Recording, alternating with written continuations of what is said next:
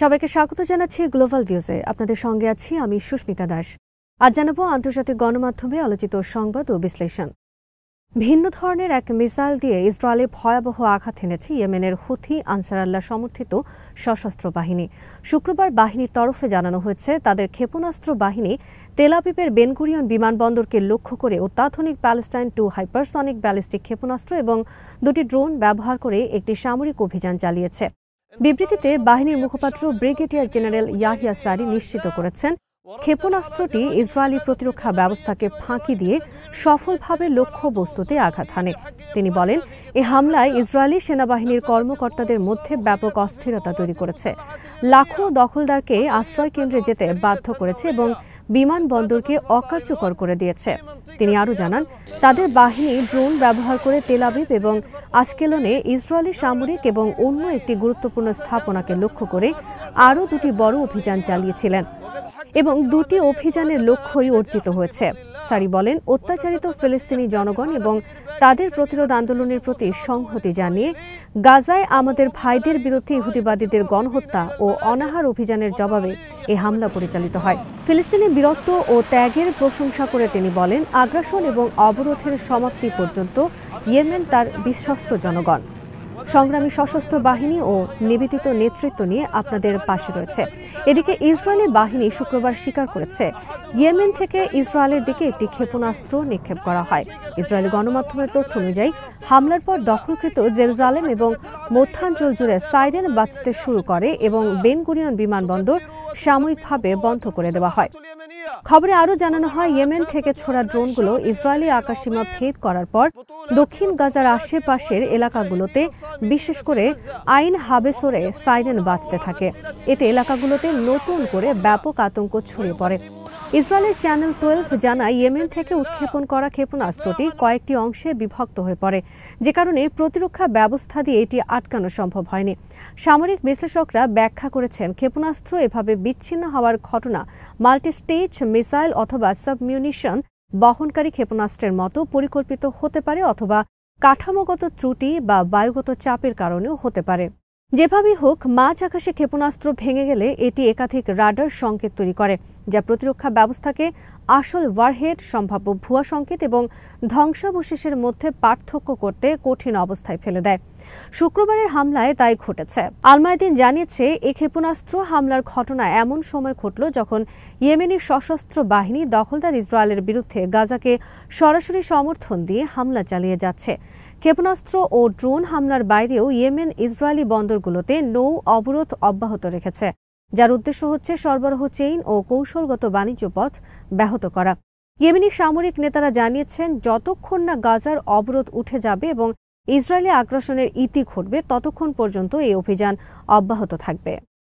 ফিলিস্তিনের গাজা উপত্যকায় দখলদার ইসরায়েলি বাহিনীর বিরুদ্ধে বীর দর্পে লড়ে যাচ্ছেন প্রতিরোধ যোদ্ধারা।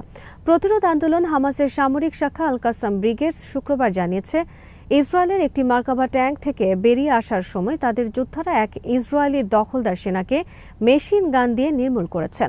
এই অভিযান পরিচালিত হয় গাজা সিটির দক্ষিণে আল জাইতুন এলাকার বদর মসজিদের পাশে। আল কাসাম জানিয়েছে, ওই সেনা নিহত হওয়ার পর ঘটনাস্থলে একটি উদ্ধারকারী হেলিকপ্টার অবতরণ করে।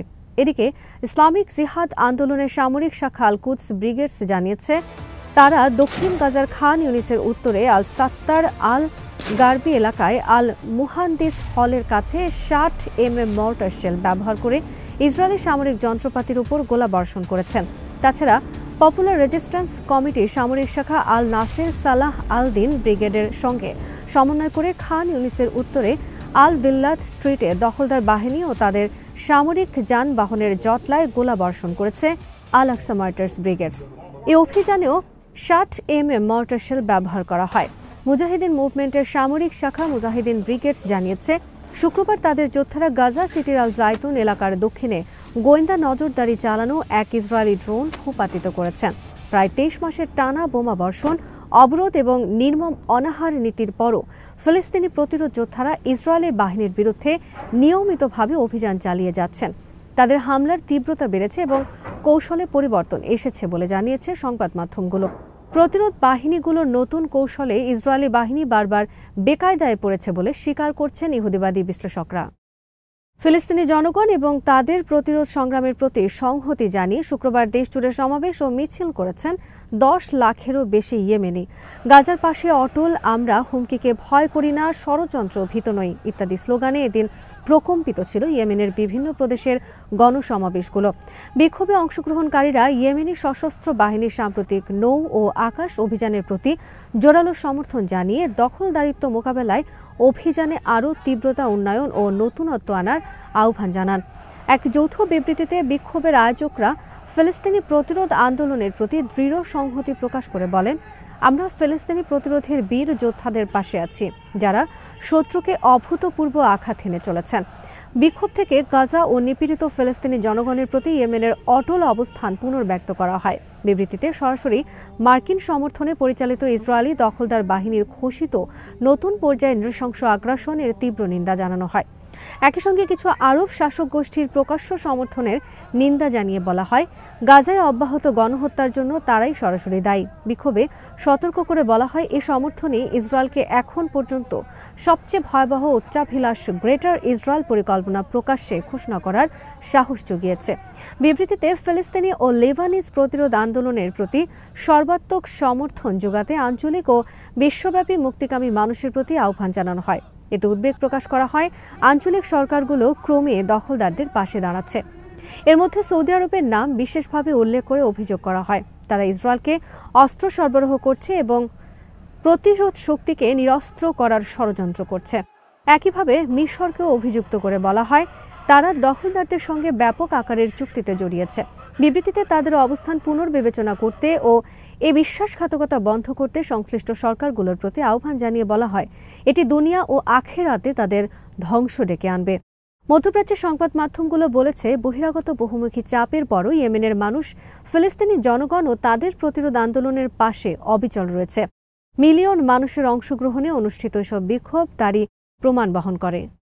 ইরানের প্রতিরক্ষা মন্ত্রী সতর্ক করে বলেছেন, নতুন করে কোনো আগ্রাসন ঘটলে তার দেশ এমন সামরিক সরঞ্জাম মোতায়েন করবে যা এখনও পর্যন্ত কোনো যুদ্ধক্ষেত্রে ব্যবহার করা হয়নি।